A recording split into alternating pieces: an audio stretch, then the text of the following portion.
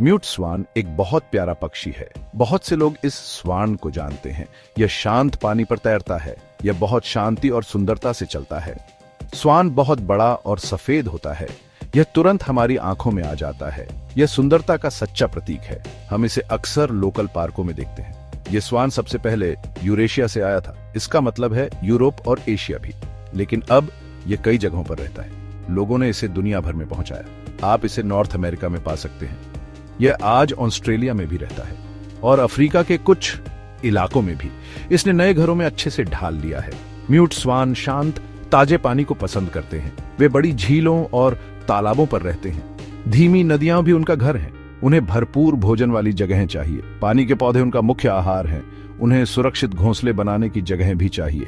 ये आमतौर पर पानी के पास होती हैं। वे वहां अपने बड़े घोंसले बनाते हैं। इसका नाम म्यूट स्वान है। इससे लगता है कि यह कोई आवाज नहीं करता, लेकिन यह सच में चुप नहीं रहता। यह फुफकार सकता है या हल्की गुरगुराहट कर सकता है। ऐसा तब होता है जब उसे खतरा महसूस होता है।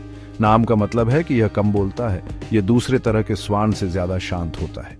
इसकी शांत उपस्थिति बहुत खास है। म्यूट स्वान एक बहुत बड़ा पक्षी है।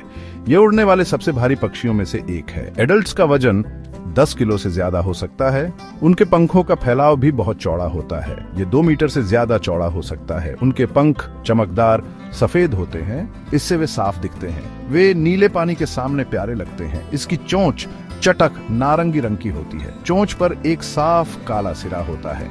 चोंच के बेस पर एक काला नॉब होता है। इस नॉब को सेरे कहते हैं। यह मेल स्वान पर बहुत बड़ा होता है। मेल को कॉब कहा जाता है। यह नॉब अपने साइज में बदल सकता है। यह अक्सर स्प्रिंग में बड़ा हो जाता है। म्यूट स्वान ज्यादातर पानी के पौधे खाते हैं। वे अपनी लंबी घुमावदार गर्दनें डुबोते हैं। वे पानी के नीचे की हरियाली के लिए गहराई तक पहुंचते हैं। वे पत्तियां, तने और जड़ें खाते हैं। कभी कभी वे छोटे जानवर भी खाते हैं। ये कीड़े या छोटी मछलियां हो सकती हैं। टैडपोल भी मेन्यू में हो सकते हैं। वे रोजाना कई घंटे खाने में बिताते हैं। घोंसला बनाने के लिए स्वान बड़े ढेर बनाते हैं। ये घोंसले सरकंडों से बने होते हैं। वे रशेस और दूसरे पौधे इस्तेमाल करते हैं। घोंसले आमतौर पर पानी के पास होते हैं। फीमेल स्वान कई अंडे देती है। उसे पेन कहते हैं। दोनों पेरेंट्स रक्षा करते हैं। छोटे स्वान्स को सिग्नेट्स कहते हैं। वे अंडे से निकलने के तुरंत बाद तैरते हैं। म्यूट स्वान की जड़ें बहुत पुरानी हैं। ये वाटरफॉल फैमिली का हिस्सा है। इस ग्रुप में डक्स और गीज शामिल हैं। स्वान सबसे बड़े मेंबर्स में से हैं। उनके पूर्वज बहुत बहुत पहले रहते थे। वे लाखों सालों में इवॉल्व हुए। इससे वे बहुत पुराने पक्षियों का ग्रुप बन जाते हैं। उन्होंने सदियों से हमारे प्लेनेट की शोभा बढ़ाई है। साइंटिस्ट्स ने स्वान के फॉसिल्स खोजे हैं। ये पुरानी हड्डियां हमें उनकी कहानी बताती हैं। कुछ फॉसिल्स बहुत ही पुराने हैं। वे दिखाते हैं कि स्वान कैसे बदले हैं या कैसे कुछ फीचर्स वैसे ही रहे। उनकी लंबी गर्दनें एक खास पहचान है।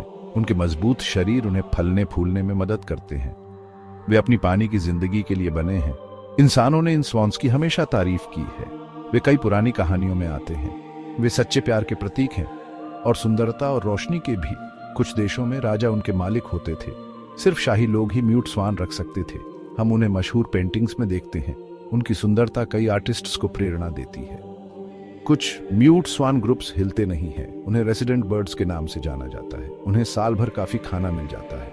स्वान्स के दूसरे ग्रुप्स माइग्रेट करते हैं। वे सर्दियों में गर्म जगहों पर उड़ जाते हैं।